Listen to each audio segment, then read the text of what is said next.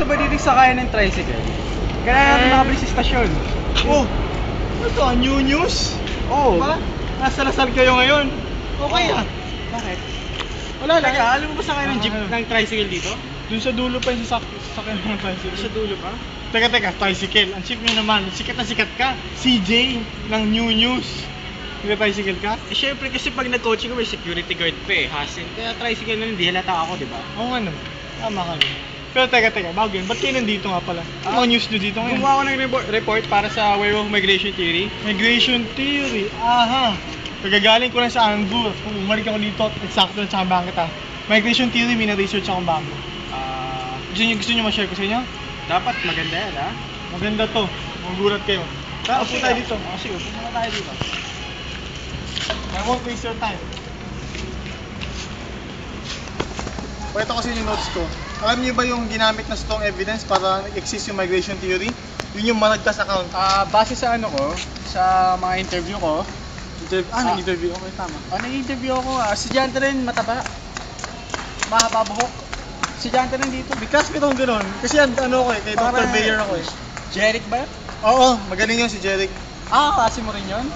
Ang sa kanya naman, siya nga na naniniwala siya na totoo nga ang Werewolf Migration Theory.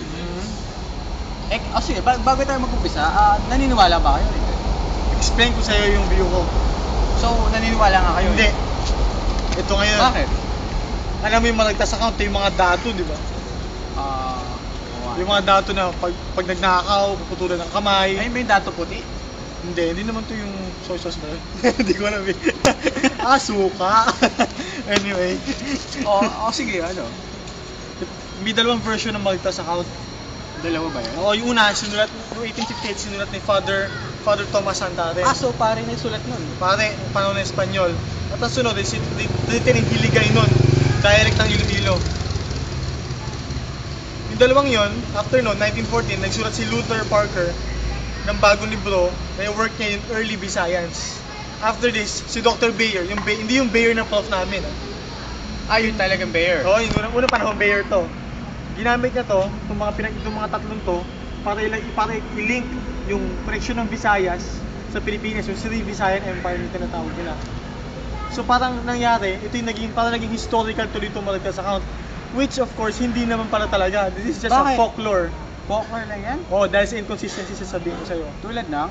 Inconsistency number 1. Oral tradition. Unang panahon naman, wala namang papel, di ba? Alam sa kuweba nila sinusulat. So verbally yung pag-communicate nila at... Alam mo na, pag-communicate nila, para sabihin ko sa'yo, sabihin mo si Boy, may dagdag ako. Dagdag ba ako? Siyempre, 5-6 yan. Joke lang. Second na inconsistency, yung language and vocabulary. Di ba sabi ko dalawang version, Espanyol, at saka Hiligay nun. May English pa ata ngayon. Yung nag-research ako, English yun. Internet English na ba ngayon? Oo. May siyempre may Tagalog din. Iba't iba siyempre yan. May wika yan. Siyempre pag translate, di ba? Medyo nababago na yung nakasulat. And finally, tinawag to. By the way pala, tinawag to ni Professor Henry Scott na ito daw is skillful forgeries. Sino naman si Professor Henry Scott? Siya yung kumontra dito. So... Given to inconsistencies kontra siya sa Werewolf Migration Theory. Oo.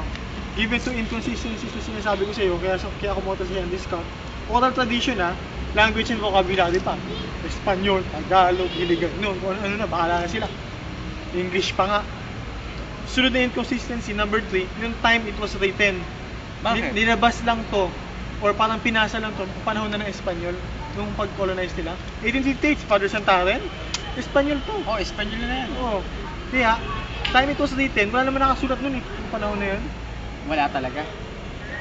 Hindi alam, walang ebidensya. Kung meron nun, walang ebidensya. Kasi para maging makatotohanan ng ang isang theory o kaya kasulatan, dapat may specificong date, di ba? Petsa, kung sino. Kung naman, at sapat na pruweba. Nakaroon na pag-aaralan yun. Pero wala nga mapag-aaralan, walang ebidensya eh. Ito na yung huling inconsistency na talagang hindi na ako naniniwala na may migration theory or itong Malagtas account. Teka, bago tayo magpatuloy, ano ba yung tingin ng mga estudyante o mga guro ngayon sa... Ewan ko baka siguro ngayon sa Malagtas. Baka makabago na. Pero pinag-aaralan pa rin yan. Pero kasi folklore yan eh. So, saan mo nakuha yung mga datos mo? Sa internet ko nakuha sa internet. So, kung mga impormasyon na sa internet, na nagsasabing hindi nga totoo, bakit pa pinag-aaralan niya?